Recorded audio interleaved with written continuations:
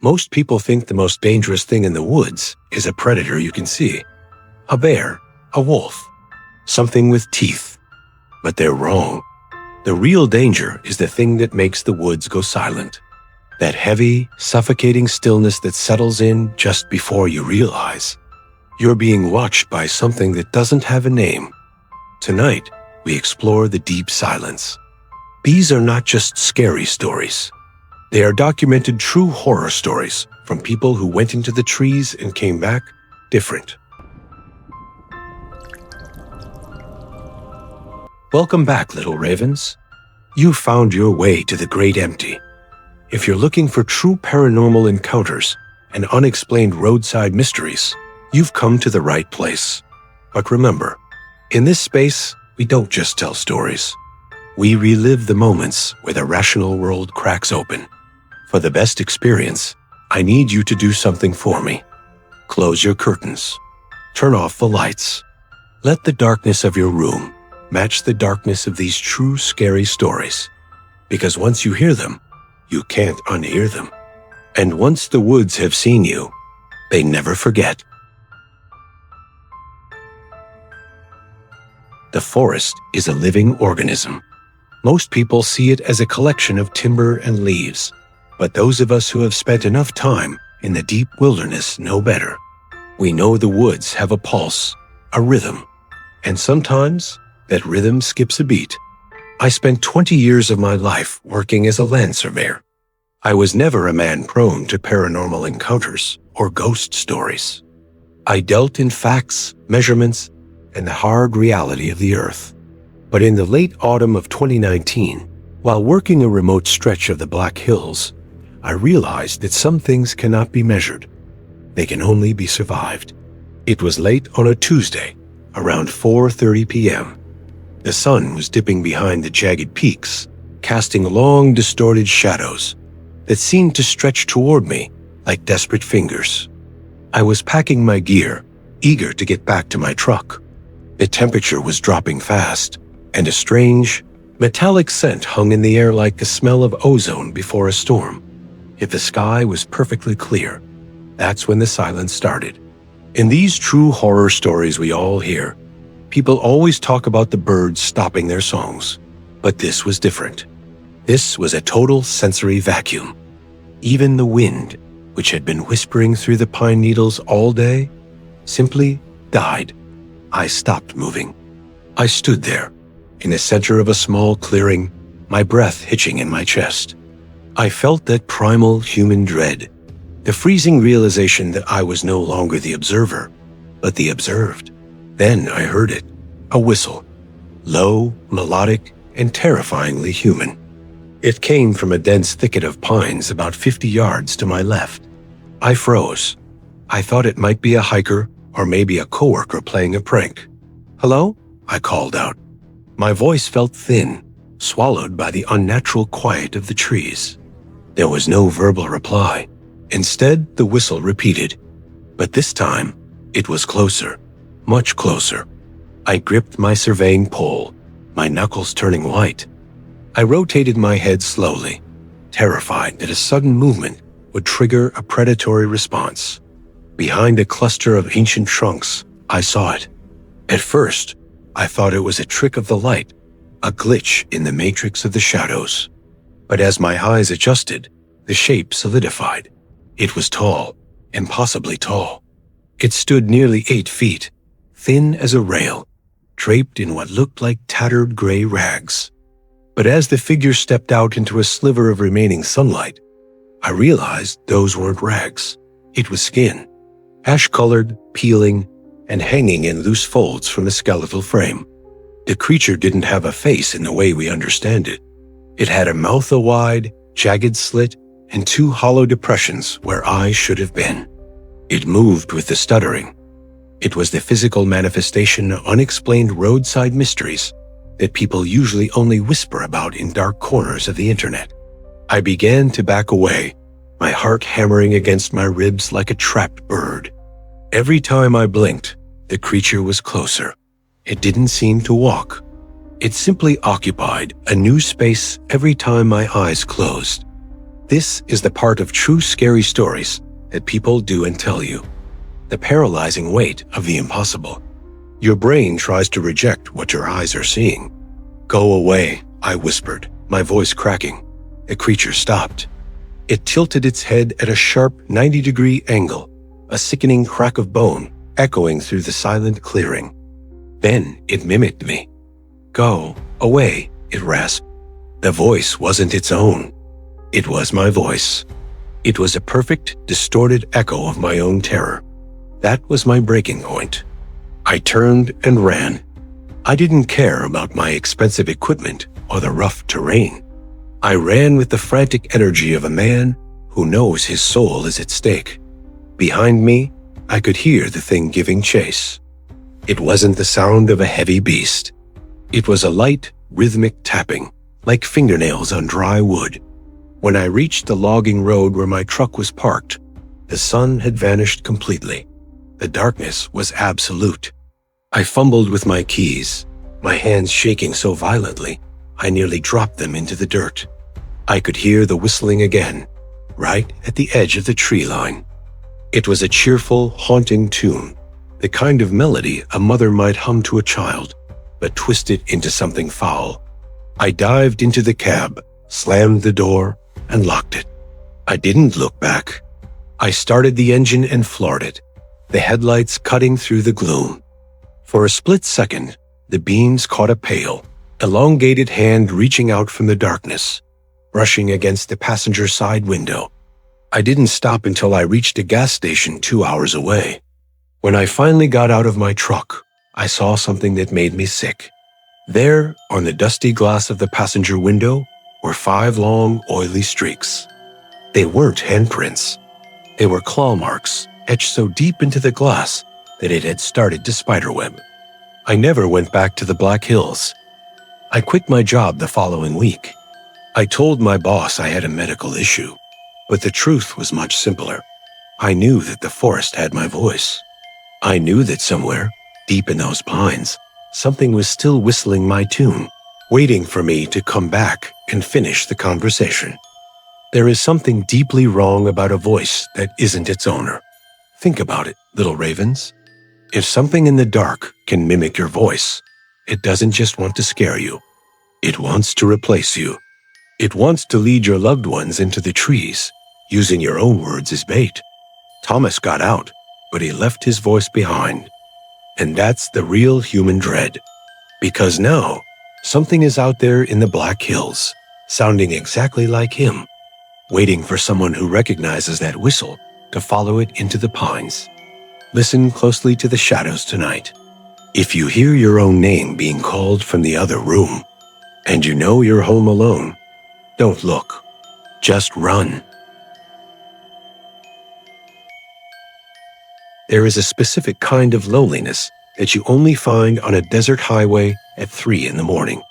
It's not a peaceful solitude. It's a heavy, vibrating pressure that makes you feel like the only soul left in a forgotten world. I've driven those roads for a decade as a long-haul courier, but nothing prepared me for the stretch of Highway 93 just outside of Nevada. I was driving a standard cargo van, carrying time-sensitive documents. It was one of those true horror stories beginnings. A radio that only played static, a dashboard clock that seemed to be ticking slower than usual, and a horizon that never got any closer. I was exhausted, fighting the kind of human dread that sets in when the caffeine wears off. The shadows start to dance in your peripheral vision. As my high beams cut through the thick, ink-black air, I saw a figure standing on the shoulder. In my line of work, you learn to never stop. But as I got closer, the light hit her. It was a woman in a pale blue hospital gown, barefoot, her skin so translucent she looked like she was made of moonlight. She wasn't waving for help. She was just standing there, staring at the asphalt. I don't know why I hit the brakes. Maybe it was a lingering sense of empathy, or maybe it was a glitch in the matrix of my own judgment. I pulled over about 50 yards ahead of her. The silence that rushed into the cabin when I killed the engine was absolute. It felt like the desert was holding its breath. I looked in my side mirror. She was gone. My heart did a slow, painful roll in my chest. I checked the rearview mirror. Empty road. I rolled down the window, the dry desert wind hitting my face like a cold hand. "Hello?" I called out. No response. Just the ticking of the cooling engine. I decided it was a hallucination and put the van in gear. But when I looked at the passenger seat to grab my water bottle, I froze. The seat was wet.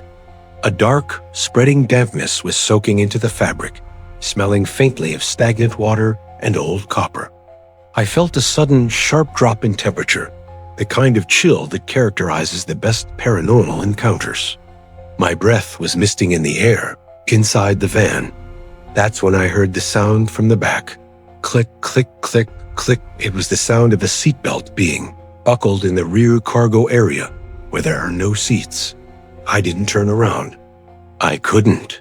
The suffocating realization that the space behind you has been invaded by something that doesn't belong to the physical world. I stared at the windshield, my eyes wide, watching a pale, thin reflection emerge in the glass. She was sitting directly behind me. Her head was tilted so far back, I could hear the vertebrae grinding together. She wasn't looking at me. She was looking at the roof of the van, her jaw unhinged in a silent, eternal scream. "I didn't pick you up," I whispered, my voice trembling with a terror I had never known. "You stopped," she rasped. It wasn't a voice. It was the sound of dry leaves being crushed. The door was open. I didn't wait for another word. I floored it. I drove at 80 miles an hour, my knuckles white on the steering wheel, refusing to look at the mirrors, refusing to look at the seat beside me. I could feel her presence, a cold, heavy weight that made the van lean to one side. It was one of those unexplained roadside mysteries that you think only happens in movies until the cold air hits your neck. For 20 miles, I felt her breath on my ear, a rhythmic, freezing puff of air that smelled like the grave. And then, as I crossed the county line, the weight lifted. The van leveled out. The heater suddenly kicked back to life, blasting hot air into the cabin. I pulled into the first brightly lit truck stop I found. I ran to the back of the van and threw the doors open, my tire iron in hand. The back was empty, but on the floor mat, in the exact spot where a passenger would sit, was a single perfect footprint made of wet, red clay. And on the passenger window, written in the condensation of my own breath, were 3 words: "Thanks for the ride." I never drove Highway 93 again. I sold the van a week later. I realized that on those long, dark stretches of road, we aren't just driving through the desert. We are driving through a graveyard that hasn't been fenced in yet. Be careful who you stop for. Sometimes the road is so lonely that even the dead just want someone to talk to. The worst part of that story isn't that she was in the van. It's that he invited her in by stopping. We see how a single moment of being a good person can tether you to a nightmare. He didn't just see a ghost story. He became part of her journey. That footprint she left, it wasn't a sign of her leaving. It was a mark of ownership. Every time you drive alone at night and feel that sudden chill on your neck, just remember, the doors might be locked, but some passengers don't need a handle to get in. Stay alert, little ravens. The road is longer than you think. They say your home is your castle, the one place where the world can't reach you. But after what happened last winter, I've realized that a house is just a box with thin walls, and sometimes things from the outside find a way to bleed through. I live in a small, renovated farmhouse in rural Vermont. It's the kind of place that invites ghost stories, creaky floorboards, drafty windows, and a basement that always feels 5 degrees colder than the rest of the house. I've always enjoyed the silence here, but during a heavy snowstorm in January, that silence turned into something malicious. It was a Friday night, around 11 p.m. The power had flickered out an hour before, leaving me with nothing but a few scented candles and the rhythmic ticking of a grandfather clock in the hallway. I was sitting in the living room, trying to read by candlelight, when I felt it, that sudden, overwhelming wave of human dread. It's that feeling that the air in the room has suddenly become crowded, even though you're supposed to be alone. I look toward the long hallway that leads to my bedroom.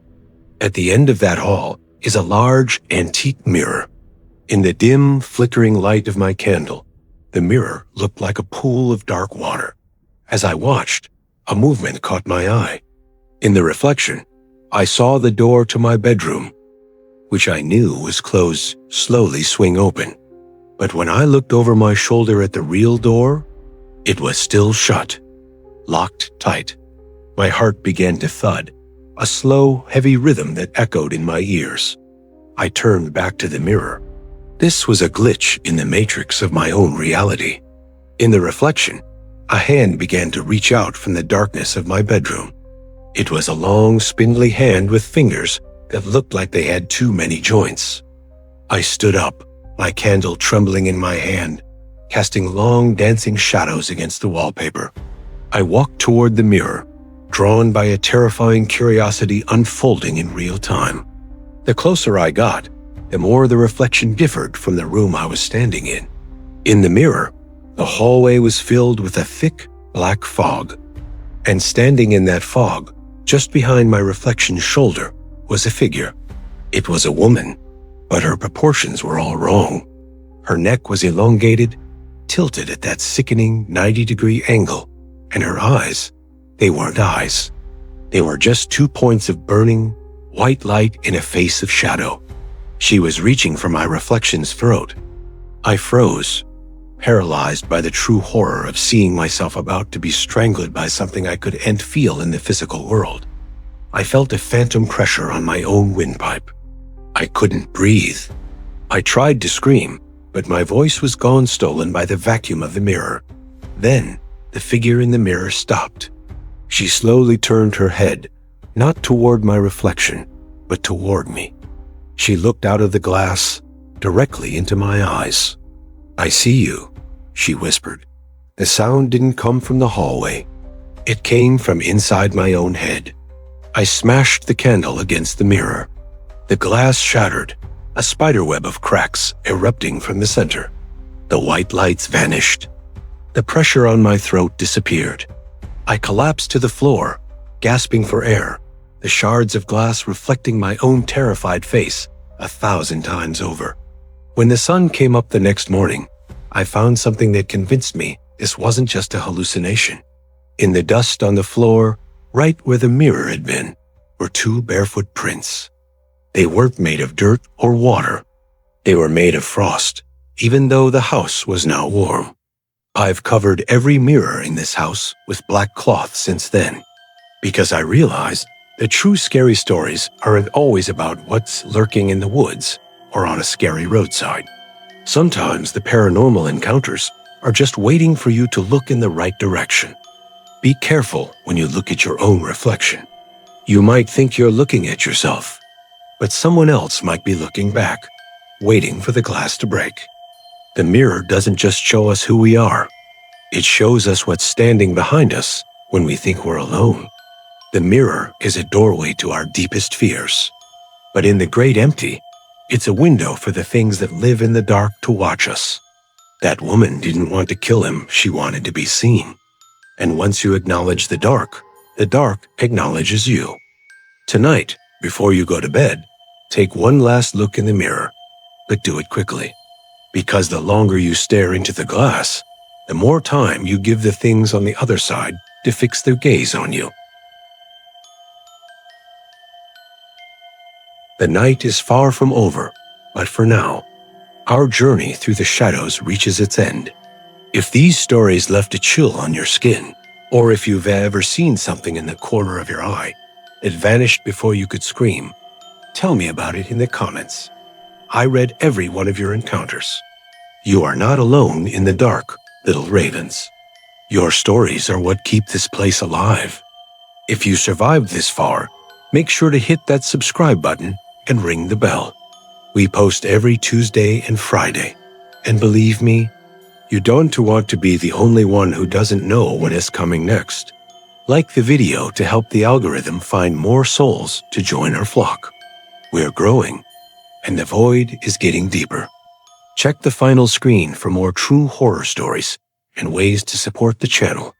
I'll be back on Friday with a new collection of unexplained mysteries that will make you rethink leaving your doors unlocked. Go to sleep now, if the silence lets you. But before you do, just remember, that sound you just heard in the hallway, it probably wasn't the wind. Stay safe, little ravens. I'll see you in the great empty.